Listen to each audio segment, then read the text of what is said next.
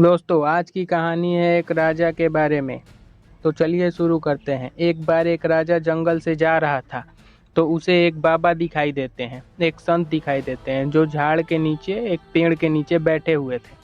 राजा उनके पास जाता है, उनके पास बैठता है और उनकी बातें सुनने लगता है।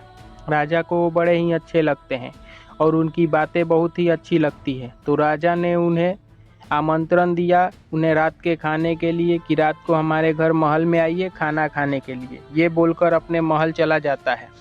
रात होती है, तो रात होने के बाद जो बाबा थे वो महल में आते हैं। राजा उनके लिए तरह तरह के पकवान बना के रखा था, वो उन्हें परोसता है, खाना खिलाता है। वो खाना खाते हैं, सभी बातें करते हैं।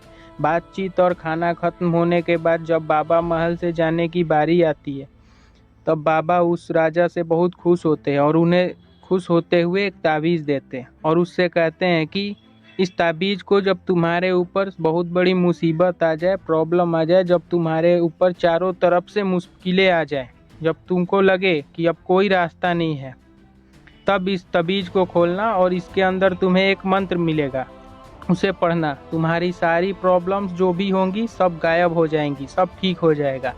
पर ध्यान रखना, इसे अच्छे दिनों में मत खोलना। इसे तभी खोलना जब तुम पर चारों तरफ से मुसीबतें आ जाएंगी, जब तुम्हें लगने लगेगा कि सब कुछ अब खत्म होने वाला है, तब इस ताबीज़ को खोलना और इसके अंदर जो चिट्ठी मिलेगी, मंत्र मिलेगी, उसे पढ़ना। ये कहकर बाबा वहाँ से चले जाते हैं। कुछ दिनों बाद उस राजा के महल पर दुश्मन हमला कर देते हैं। दुश्मनों की सेना जो थी इस राजा से बहुत ज़्यादा थी, तो राजा अपने महल के पीछे वाले दरवाजे से जंगल की तरफ भाग जाता है। जंगल की तरफ भागने के बाद उसे एक गुफा दिखाई देती है। वो उस गुफा में जाके छुप जाता है। थोड़ी देर वहाँ बैठने के बाद दुश्मन जिन्होंने उसके महल पे हमला किया था, उनके सैनिक के कदमों की आवाज़ आती है, पैरों की आवाज़ आती है। तो वो राजा डर जाता है कि ये लोग यहाँ भी आ गए, अब मुझे पकड़ लेंगे, मुझे बंदी बना देंगे, सब कुछ अब खत्म होने वाला है। तभी उसे उस तावीज़ की याद आती है कि जो उसे बाबा ने दिया था। बाबा ने उससे ये कहा था कि जब तुम पर चारों तरफ से मुसीबत आ जाएगी, जब तुम्हें कोई रास्ता नहीं दिखाई दे रहा होगा, तब इस तावीज़ को खोलना। अब इस तावीज़ के खोलने की बारी आ चुकी थी। तो वो तावीज़ निकालता है। तावीज़ में एक चिट्ठी रहती है और उसमें लिखा हुआ होता है कि ये वक्त भी गुजर जाएगा। ये पढ़ने के बाद राजा को दिल को बहुत सुकून मिलता है। दोस्तों, इस कहानी से हमें बहुत बड़ी सीख मिलती है और ये सीख ये मिलती है कि जो बुरा वक्त होता है, चाहे कैसा भी हो, उसमें एक ख़ास बात ज़रूर होती है कि वो आखिरकार बीत ही जाता है। इस कहानी से हमें दो चीज़ें सीखने को मिलती है।